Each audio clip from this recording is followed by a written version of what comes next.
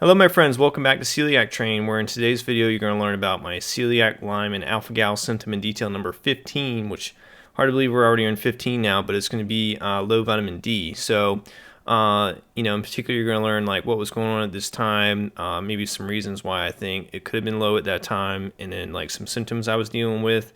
And make sure you just stick around to the end of the video. There'll be a link where you can check out my symptom in detail number 1, and it'll take you right to it, and that way you can just, binge on all my symptoms and see if you have anything in common with me. But before we get started, just make sure to subscribe. It helps me spread the awareness of celiac disease, alpha-gal, and Lyme. There's a lot of undiagnosed folks out there, and just spreading the awareness of it and just bringing it to the light really helps people get diagnosed quicker, so that way they don't have to suffer with as many symptoms as I have. So and hopefully we can eliminate that. So I just want to start off by saying I've had some vitamin D tests in the past, and my doctor always just told me that they were okay. And I never actually knew what the levels were. I never really cared to check. So anyways, in the spring of 2021, right after my celiac diagnosis, my GI doctor checked my vitamin D levels because, it's kind of an association with celiac disease is having low vitamin D. And we found out that the level was 27 nanograms per ml, which, isn't super duper low, but it's definitely below optimal levels. So I started supplementing with some vitamin D around then. And as I was beginning my health journey and kind of learning about vitamin D, and honestly, at this time, I was struggling with a whole bunch of symptoms. A lot of them were GI related, and, as well as a lot of other ones. Some of my symptoms that I've had, throughout my journey, they kind of waxed and waned a little bit, but, for the most part, a lot of them have started going away, especially the GI one.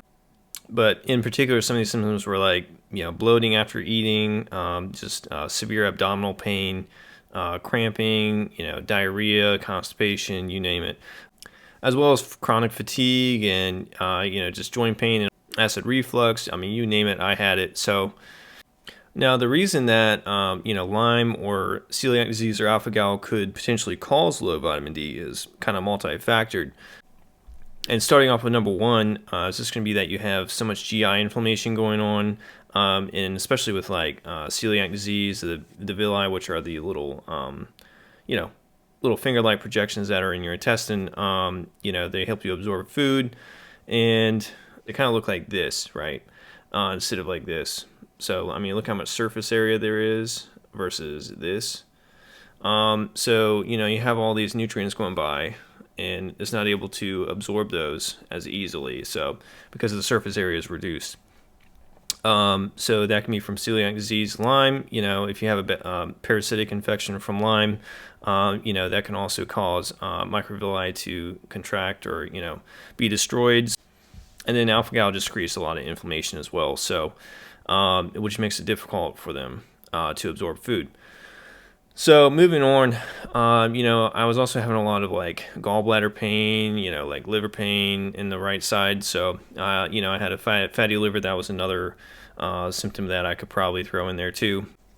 So clearing out my gallbladder and liver was very important because if you don't have a good bile flow, the bile is what helps you switch your liver, dumps into your gallbladder, and then gallbladder dumps that into your small intestines as you're digesting food. So, if you don't have any bile flow or you have a reduced bile flow, that's what helps you absorb the vitamin D. It helps break it down, and it helps you absorb that. I've kind of heard bile described as like a soap, and it kind of, how soap like breaks down, like dirt and stuff like that. It really helps to reduce it and, washes it away. So, it kind of does the same thing with your food. It breaks it down into smaller bits and pieces, so that way, you can absorb what you need out of it, and then the rest of it just gets, flushed down the tube. And then the third thing, is kind of like also goes in hand with the nutrition part of it, is you need magnesium to activate vitamin D into the form that they measure it, the 25-OHD hydroxy. And so that's what's measured in your blood, and that's what's circulating.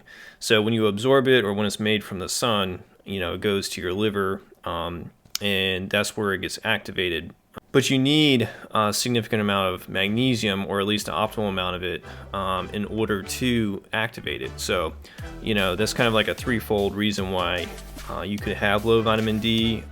You know, just the microvilli being damaged, not having a good bile flow, and then also not having a good magnesium status. So, but with that being said, that is my symptom detail number 15, is low vitamin D.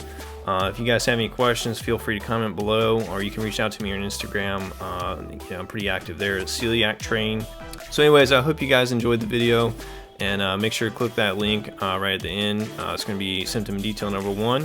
But with that being said, I'll see you guys in the next video. Take care. Bye-bye.